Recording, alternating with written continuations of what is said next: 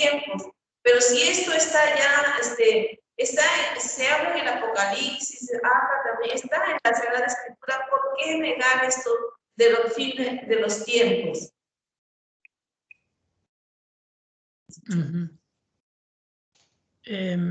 A ver, ¿me podrías repetir otra vez que no lo capté bien? A ver, pero... Padre, este laico que habla en las redes dice que no hay que creer en esto de los fines de los tiempos, porque esto dice que lo ha dicho ya una bruja, una pitonisa alemana, no sé en qué parte, pero sí, esto está ya en la Sagrada Escritura, Apocalipsis lo dice, el profeta Daniel, o sea, pues, digamos que esto se dice en la Sagrada Escritura, ¿por qué negarlo? O sea, este laico puso a hablar de cosas que, bueno, no sé, yo lo veía sin sentido, ya está en la Sagrada Escritura. ¿Y por qué tener? O sea, él dice que no hay que creer en esto. Bueno, primero que es un laico que puede tener su opinión, pero vamos, no es una persona tan autorizada para hacerle mucho caso, ¿no? Hay muchos teólogos, sacerdotes, que ven que hay una diferencia entre el fin de los tiempos y el fin del mundo, como también le dijo la Santísima Virgen a Conchita en Garabandal.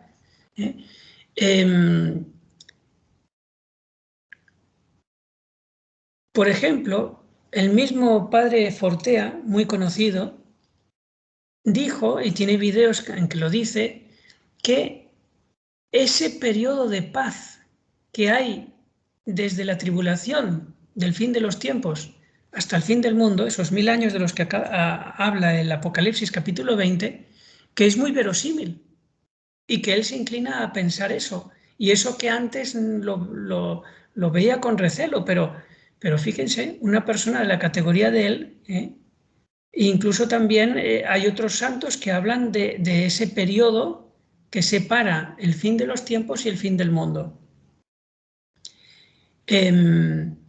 En el mismo Apocalipsis, en el capítulo 20, se ve clarísimo si lo interpretamos más literalmente, y no pensamos que el Apocalipsis es todo metáfora e indescifrable. Después ya, capítulo por capítulo, iremos desgranando lo que puede ser metáfora y lo que puede ser literal. Santo Tomás de Aquino decía, y esto lo veremos después, que siempre que la Sagrada Escritura se puede interpretar de manera literal, es mejor interpretarla así que no metafóricamente. Y que cuando no se puede interpretar de manera literal, entonces ahí sí que cabe la metáfora. En todo caso, en esto del Apocalipsis y su interpretación, estamos haciendo un comentario que no es magisterio de la Iglesia. O sea, hay otros que pensarán distinto, ¿no? A lo mejor dicen, no, eso del fin de los tiempos y el fin del mundo es lo mismo, etcétera, etcétera. Bueno, pues respetamos todas las opiniones, pero yo después de varios años estudiando esto y viendo otros autores, les digo que está bien fundamentado lo que les voy a decir.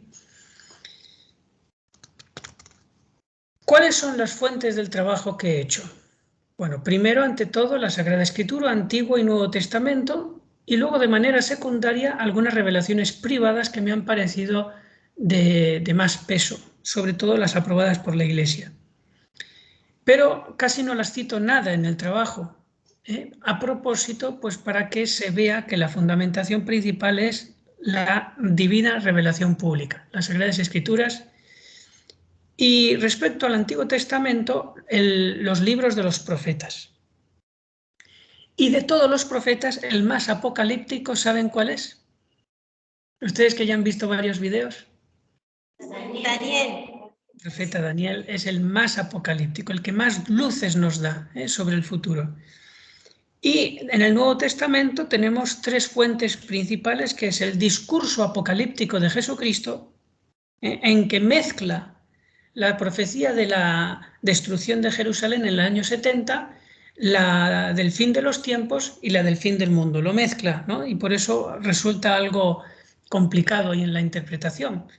Luego también algunas cartas de San Pedro y San Pablo, especialmente la que da mucha luz es la segunda carta a los tesalonicenses de San Pablo, y la fuente más principal de todas, y es la que va a dar estructura y esqueleto a todo mi trabajo, es el Apocalipsis, que es un libro apasionante. Cuando se empieza a ver lo que quiere decir, entonces es apasionante.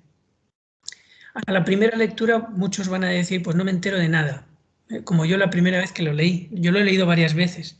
Pero cuando uno se pone delante del sagrario horas y horas, Señor, dame luz, y empieza a decir, bueno, y esto, y empieza a compararlo con textos del Antiguo Testamento y con lo que dice Jesucristo y con lo que dicen algunos santos, y arma como una especie de puzzle de todas las piezas de luces de las Sagradas Escrituras que salen aquí y allá, y ve que empieza a haber orden, que empieza a salir algo que encaja, ¿eh? Entonces el Apocalipsis es maravilloso. ¿Cuál es la finalidad principal de este trabajo y del Apocalipsis? Pues es dar esperanza a los cristianos que les toquen vivir el fin de los tiempos. Porque de lo que más habla el Apocalipsis es del fin de los tiempos, de esos 7 años de la semana 70 de Daniel. Es para darles esperanza, porque la cosa se va a poner tan negra, tan difícil, tan terrible, que vamos a tener verdaderas tentaciones grandísimas de desesperación, de que aquí está todo perdido y que el mal se salió con la suya.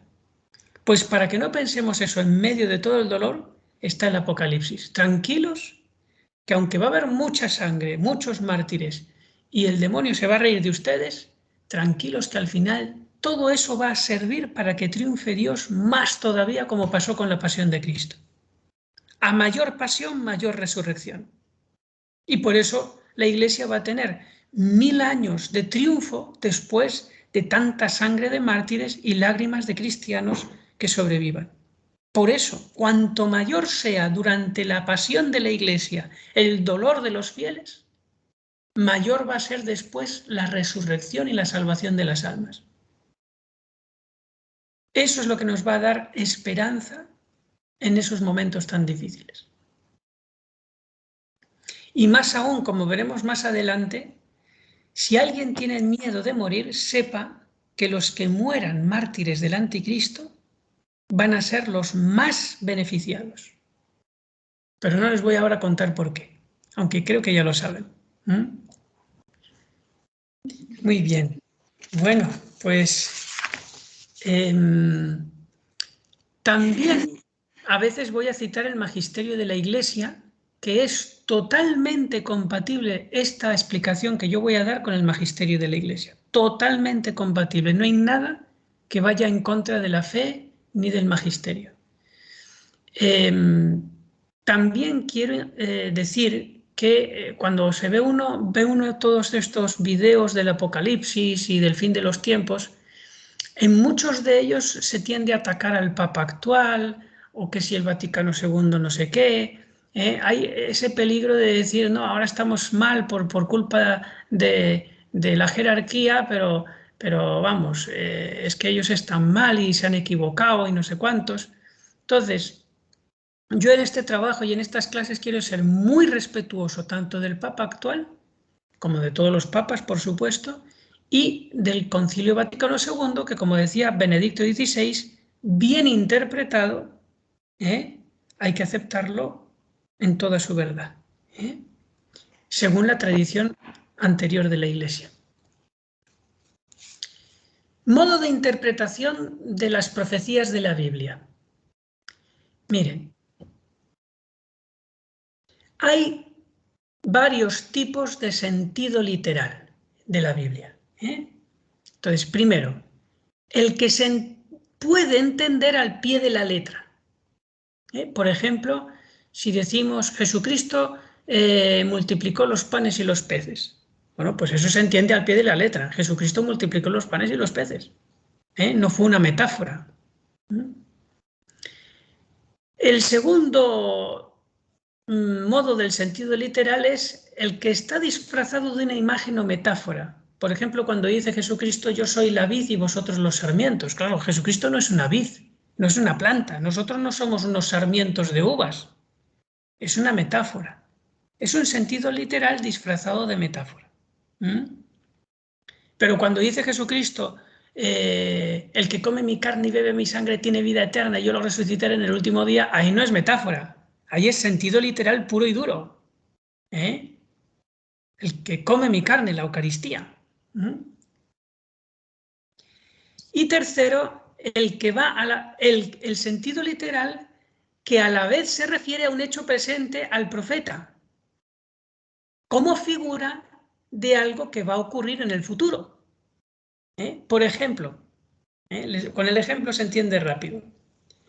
Cuando dice el Antiguo Testamento que al Cordero Pascual no le romperán un hueso, tienen que cocinarlo sin romperle un hueso. Y luego que dice, creo que es San Juan el que dice, o no sé si es San Mateo, lo tendría que mirar, pero uno de los evangelistas dice, de Jesucristo se cumplió que no le romperán un hueso. Y en vez de romperle las rodillas, le clavaron la lanza en el costado, para que se cumpliera la escritura de que no le rompería ningún hueso. Bueno, pero en tiempos de Moisés se refería al Cordero Pascual. Pero eso era figura del antitipo que era Jesucristo, el verdadero Cordero que quita el pecado del mundo. ¿Ven? Ese es un sentido figurado. En el Antiguo Testamento se refiere a una cosa, pero en realidad a la vez profetiza otra, se refiere a otra del futuro. Pues bien, en el Antiguo Testamento también hay sentido figurado respecto al Apocalipsis, muchísimas veces.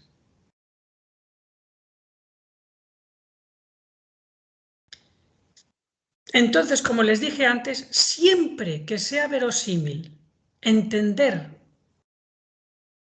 un texto de la Sagrada Escritura de modo literal, expreso, literal al pie de la letra, hay que preferirlo al metafórico.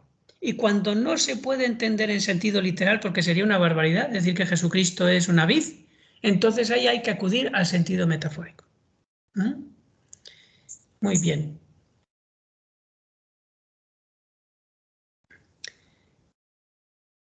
También hay otra dificultad en el estilo apocalíptico.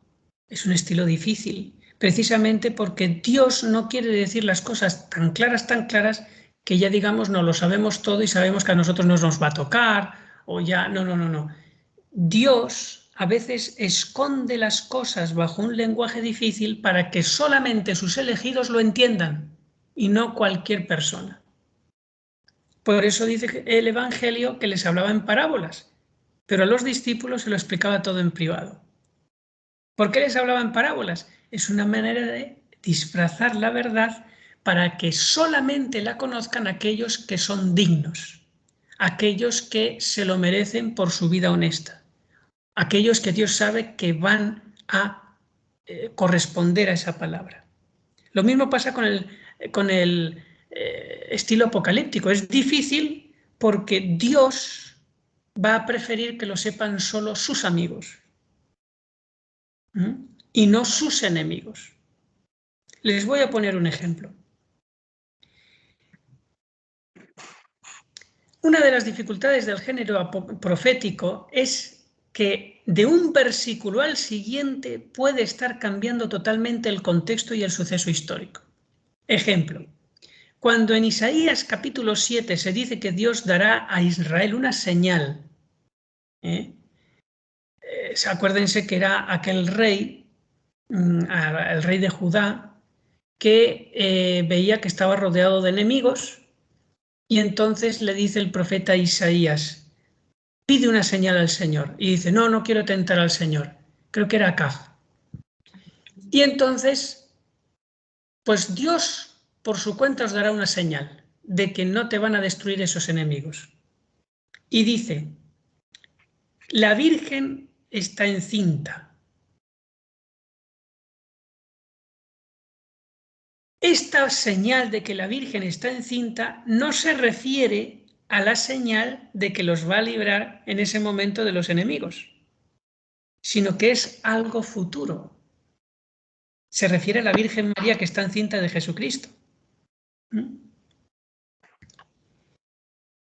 La Virgen está encinta y dará a luz un hijo y que se llamará Emmanuel, Dios con nosotros. Eso se refiere al futuro.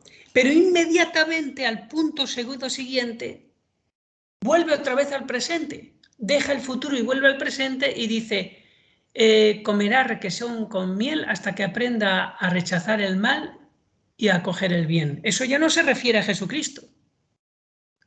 Eso se refiere al pueblo judío, que va a tener que sufrir pobreza, eso significa en lenguaje judío requesón con miel, que va a tener que sufrir pobreza hasta dentro de unos años, 4 o 5 años, en que ya un niño suele empezar a tener uso de razón.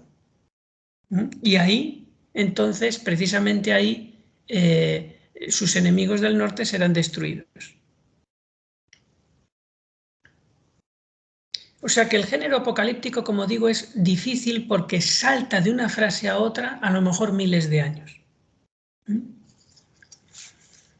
Por eso es muy interesante ir comparando citas de un texto de la Biblia con otro texto de la Biblia y ver semejanzas. A ver, ¿querrá decir esto? ¿Querrá decir esto? Es un trabajo muy, muy largo y coincidenzudo y pidiendo mucha luz al Señor, sobre todo el don de entendimiento, que es el don del Espíritu Santo que te hace conocer de manera espontánea el sentido verdadero de la Sagrada Escritura.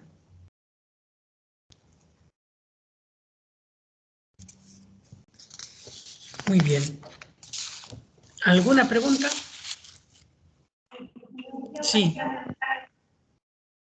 Cuando dice días proféticos, ¿a qué se refiere? ¿O tiempos proféticos? Sí, por ejemplo, hay textos en que dice, por ejemplo, Daniel, y pasarán 1290 días, bienaventurado el que llegue a los 1335 días, ¿no? Eso es el capítulo 12 de Daniel. O puede poner, por ejemplo, el capítulo, creo que es el capítulo 11 del Apocalipsis, donde habla de los 2 testigos y habla de que estarán profetizando 1260 días, etcétera, etcétera. A veces hay cifras de días, de meses y de años. Entonces, días proféticos puede darse a entender de que no tienen por qué ser exactamente 1260 días solares, sino que puede ser algo aproximado. Eso es lo que yo entiendo cuando se dice días proféticos. Es una manera de hablar de que por ahí va a ser la duración.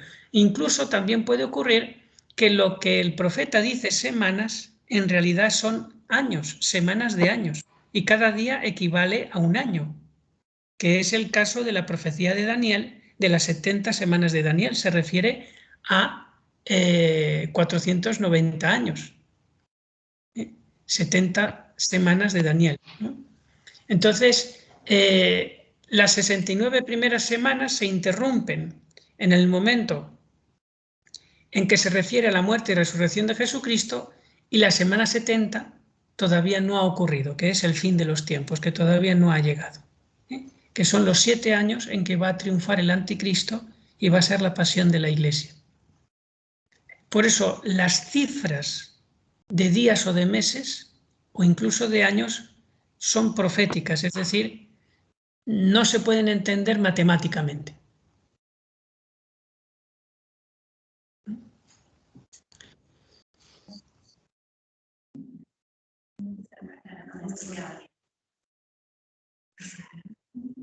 Ya, Padre, Dios se lo pague. Muy bien. Bueno, pues entonces vamos a ver si seguimos.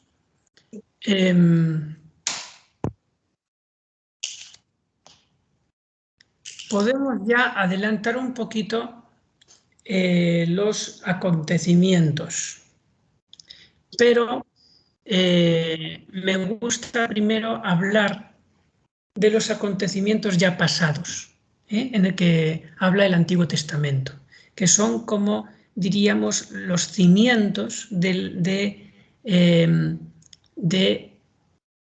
¿cómo lo llama San Pablo? el espíritu de iniquidad, algo así dice, ¿no? No me acuerdo bien si es eso o algo parecido. El misterio de iniquidad, esa es la palabra, el misterio de iniquidad.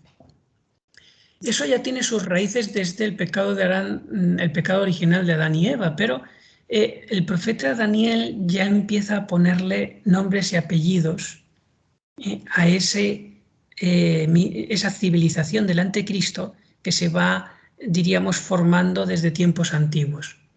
Y lo hace el profeta explicando una serie de visiones, en concreto primero el sueño que tuvo Nabucodonosor de una estatua. ¿Se acuerdan, no? La estatua de Nabucodonosor.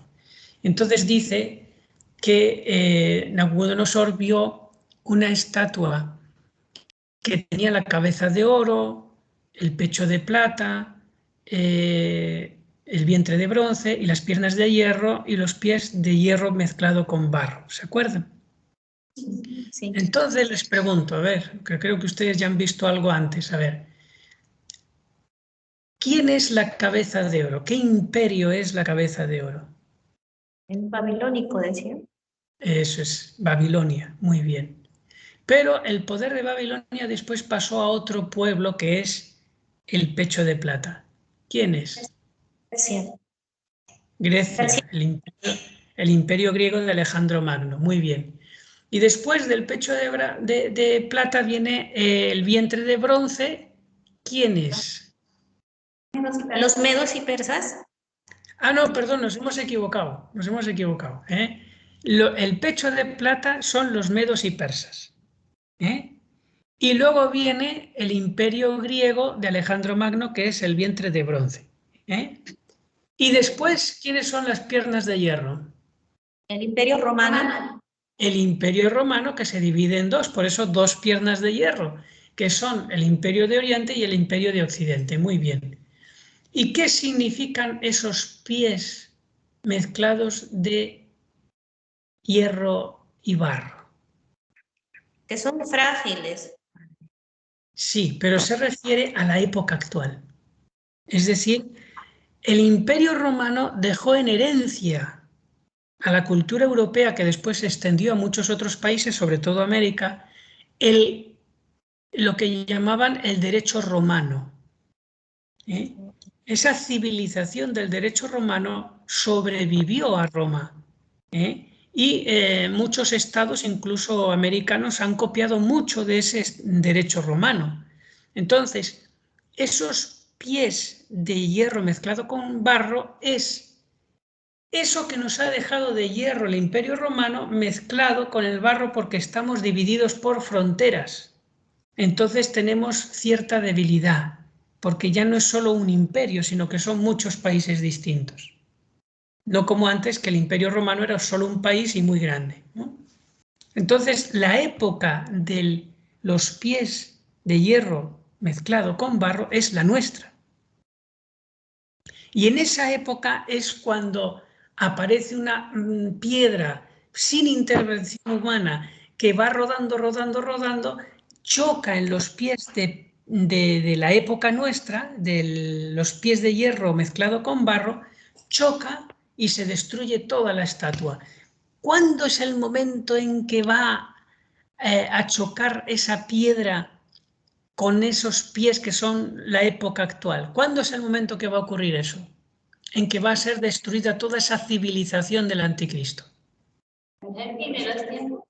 El fin de los tiempos, pero diríamos el séptimo año en que va a ser destruido el imperio del anticristo.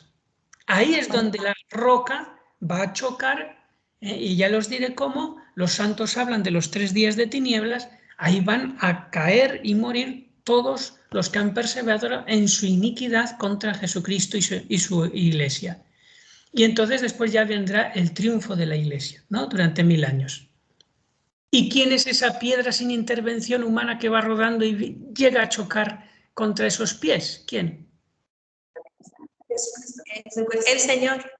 Jesucristo, que va a venir en poder. Todavía no vendrá el fin de los tiempos visiblemente, pero sí en poder, ¿eh? Con toda la fuerza de su reino, que serán los ángeles. Muy bien. Pues y luego vamos a ver ahora la otra imagen que tiene, fue una visión que tuvo Daniel, que son las 4 bestias.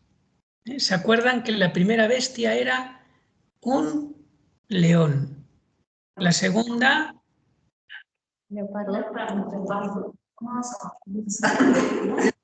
Sí, el oso o el leopardo. un oso. Después un leopardo con 4 cabezas. Y después ya era una bestia que no se parece nada a las de la tierra, que era una bestia ya con 7 cabezas y 10 cuernos y terrible, ¿no? Que pisoteaba todo. Bueno, pues entonces la primera bestia, que es el león, que se pone de pie como un hombre y le dan un corazón de hombre.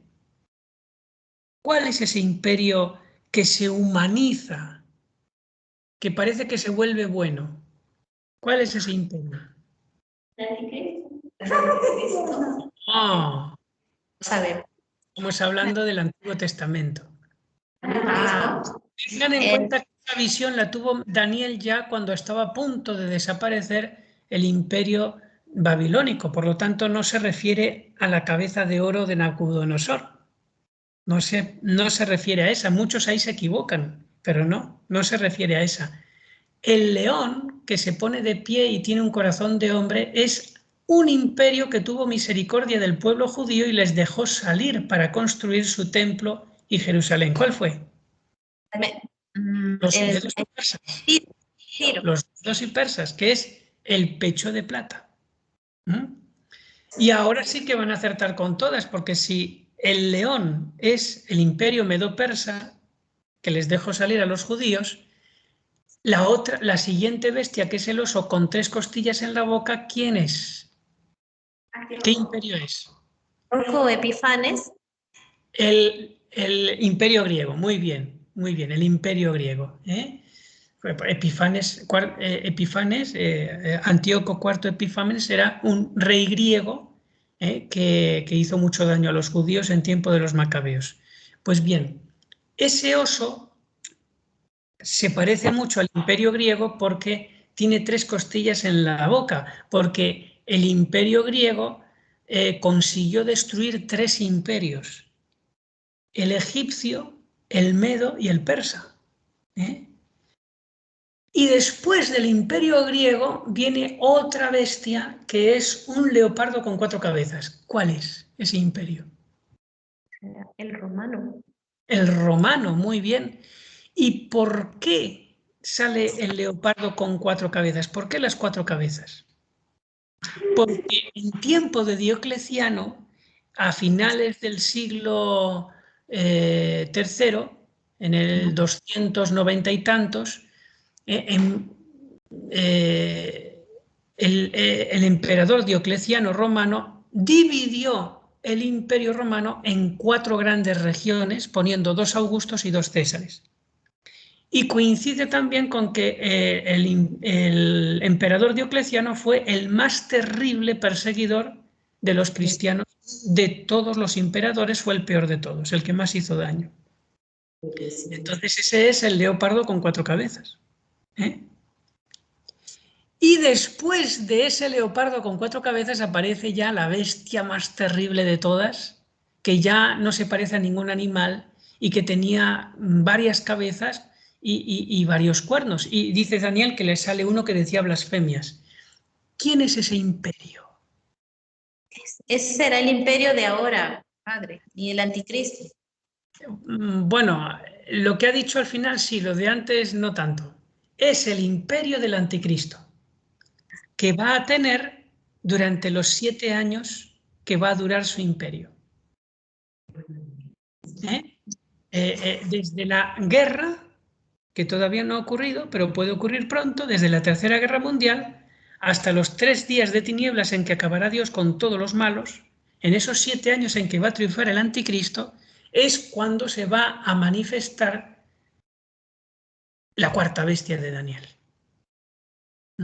Y ese cuerno que sale, que dice Daniel que sale de una de las cabezas de la bestia y que dice arrogancias y blasfemias, es el anticristo en persona. Será muy interesante algún día explicar las 3 concepciones del anticristo, porque está el anticristo civilización, el anticristo sistema y el anticristo persona. El anticristo civilización es el que viene desde tiempo antiguo, desde el tiempo de los egipcios, que están oprimiendo el pueblo judío. Ese es el anticristo civilización, que va a lo largo del tiempo, al igual que la Iglesia Católica también tiene un cuerpo que dura a través del tiempo. Pues el anticristo también tiene un cuerpo místico, pero un cuerpo místico de mal, que es, diríamos, el anticristo civilización, que en el capítulo 17 del Apocalipsis lo describe con 7 cabezas, porque hay 7 pueblos que han ido oprimiendo uno detrás de otro al pueblo elegido hasta hoy. Pues bien, ese es el anticristo civilización, que tiene sus raíces muchos siglos atrás, en todo el misterio de la iniquidad de los hombres que pecan. Después está el anticristo sistema. ¿Saben cuál es el anticristo sistema? Es el sistema político que va a ayudar al anticristo persona durante el fin de los tiempos. Es decir, en esos 7 años de terror, no se crean ustedes que el anticristo va a estar solito haciendo daño. Va a tener muchísimo